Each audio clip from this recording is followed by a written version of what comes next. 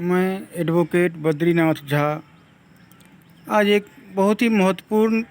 जानकारी देने जा रहा हूं, जो सीआरपीसी में प्रावधान किया गया है धारा 360 में। इसमें ये कहा गया है कि यदि कोई ऐसा व्यक्ति है जिसका सील अच्छा है, पूर्व वृत्ति उसका अच्छा है, मतलब जो पहले का उसका कृत्य है, जो व्यवहार है वह अच्छा है, ऐसे व्यक्ति से यदि कोई अपराध अनायास ही हो जाता है या कोई किसी परिस्थिति बस करता है तो उसको परिवीक्षा पर या भर्त्सना करके छोड़ा जा सकता है, सज़ा से बच सकता है वैसा आदमी। इस तरह का प्रावधान किया गया। उसमें कुछ कंडीशन है। एक है कि जब कोई व्यक्ति जो 21 वर्ष से कम आयु का नहीं हो, अर्थात जो 21 वर्ष या 21 वर्ष से ऊपर के आयु का हो, और जो 7 वर्ष या उससे कम के कारावास से दंडनीय अपराध में दोषित ठहराया गया हो। कहने का मतलब जो 21 वर्ष से ऊपर का हो या 21 वर्ष का हो, और ऐसा अपराध है जिसमें 7 वर्ष या उससे कम की सज़ा है, उसमें वह दोषी ठहराया गया है, तो वैसी स्थिति में यदि वह उसका पूर्व वृत्त है या आयु ऐसा है या सील अच्छा है या जो उसका ज़्यादा आयु का है, उस तरह का है कि जिसका आयु बहुत ज़्यादा है उसको दंड नहीं देना चाहिए ऐसा लगता है, और पूर्व उसका व्यवहार अच्छा साबित होता है, अर्थात जो कोई पुराना कोई पहले से कोई दोष सिद्ध नहीं हुआ हो और किसी केस में दोष सिद्ध नहीं किया गया हो, पूर्वतन दोष सिद्ध न हो, ऐसी स्थिति में उसको न्यायालय यदि ऐसा समझता है, ठीक समझता है, तो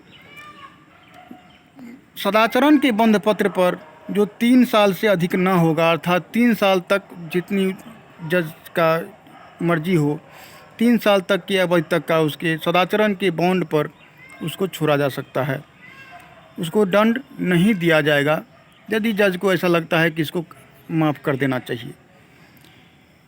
दूसरा है जो 21 वर्ष से कम आयु का है, 21 वर्ष से कम आयु का है या फिर कोई स्त्री है, इस स्थिति में यदि वह ऐसे अपराध से दंडनीय है जो मृत्यु या आजीवन कारावास का न हो, अर्थात यदि 21 वर्ष से कम आयु का या स्त्री है तो वह आजीवन कारावास या मृत्यु से दंडनीय अपराध का अपराधी न घोषित किया गया हो या सिद्ध दोष न हुआ हो, तो ऐसी स्थिति में उसको भी यदि उसका सील अच्छा है, पूर्वतन सील अच्छा है, या अपराधी का आयु ज़्यादा है और पूर्व दोष सिद्ध नहीं है, मतलब पहले से कोई पहला अपराध हो या कोई दूसरा पहले अपराध न किया हो, तो ऐसी स्थिति में यदि मजिस्ट्रेट को, जज को ऐसा लगता है कि इसको छोड़ देना चाहिए परिवीक्षा के आधार पर, तो उसको परिवीक्षा के आधार पर छोड़ा जा सकता है और 3 साल का बॉन्ड लेके कि 3 साल तक वह कोई गलत काम न करेगा, परिशांति काम रखेगा और सदाचारी बना रहेगा। और यदि जज साहब बुलाएं कोर्ट में तो उसे आकर आना पड़ेगा कोर्ट में और सज़ा भी पा सकता है। इस बॉन्ड के साथ उसको छोड़ा जा सकता है। तो ये एक बहुत ही अच्छा प्रावधान है सीआरपीसी में, जिसमें व्यक्ति के व्यक्तित्व के आधार पर अपराधी घोषित होने के बावजूद भी उसको छोड़ा जा सकता है, सिर्फ बॉन्ड लेके परिशांत काम कर रखने के और सदाचरण का बॉन्ड लेके छोड़ा जा सकता है। उसमें कोई यदि द्वितीय वर्ग का मजिस्ट्रेट भी उसको सुना है और उसको उच्च न्यायालय द्वारा भी सशक्त न किया गया है, ऐसी स्थिति में यदि उसको दोष सिद्ध किया गया है तो उसमें एक प्रावधान है कि उसमें वह प्रथम वर्ग मजिस्ट्रेट को निवेदित करेगा कि उसकी सुनवाई करे। यदि ऐसा उसको लगता है, द्वितीय वर्ग मजिस्ट्रेट को ऐसा लगता है कि इसको परिवीक्षा पर छोड़ा जाना चाहिए, तो उस स्थिति में वह प्रथम वर्ग मजिस्ट्रेट को सुनने के लिए कहेगा। यदि प्रथम वर्ग मजिस्ट्रेट को ये लगता है कि इसमें और साक्ष्य लेना चाहिए तो वह स्वयं भी ले सकता है या निचली अदालत को भी कह सकता है कि आप साक्ष्य लो फिर से। एक और इसमें है, 360 के धारा 360 के सब सेक्शन 3 में दिया गया है कि जिसमें कोई व्यक्ति जो किसी चोरी या भवन में चोरी या बेईमानी से दुर्विनियोग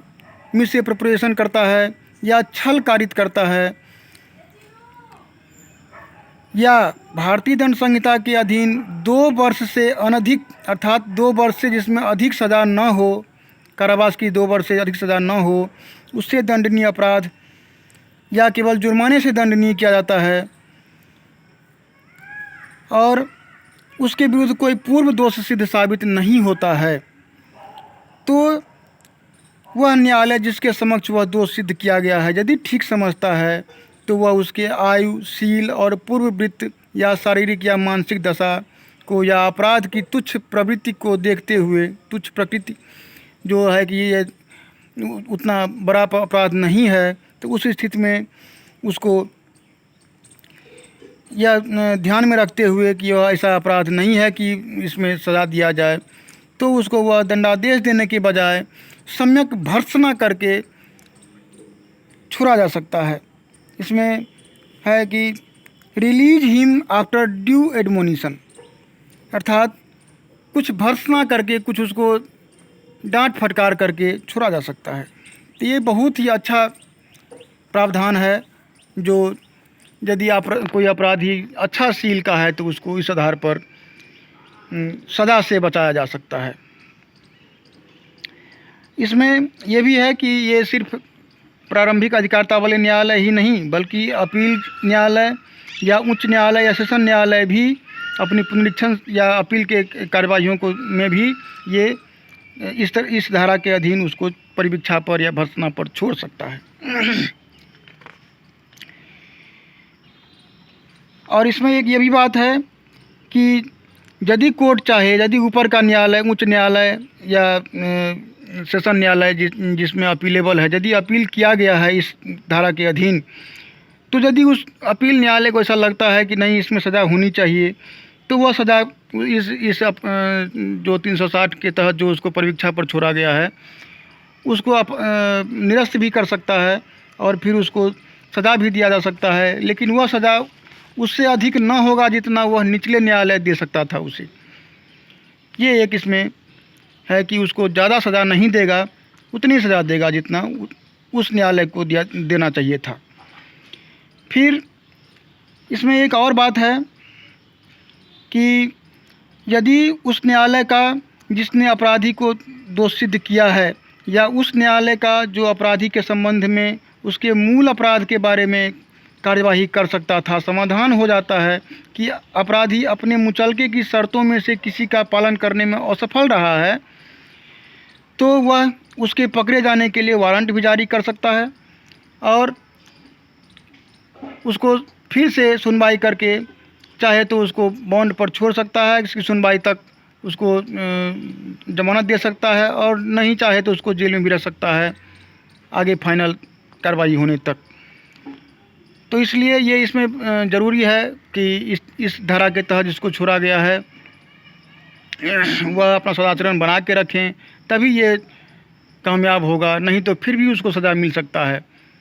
तो इस बात को ध्यान देना ज़रूरी है, इस बात पर कि शांति कायम रखें और सदाचरण बना के रहें। तो यह एक मैं जानकारी दिया जो बहुत ही महत्वपूर्ण जानकारी है। अपराधियों जो ऐसे अपराधी हैं जो अच्छा व्यक्तित्व रखने वाले हैं, उनके द्वारा यदि कोई ऐसा अपराध हो जाता है अनायास ही, तो उसके लिए यह बहुत अच्छा प्रावधान है। जानकारी यदि अच्छा लगे तो लाइक और कमेंट ज़रूर कीजिएगा। धन्यवाद।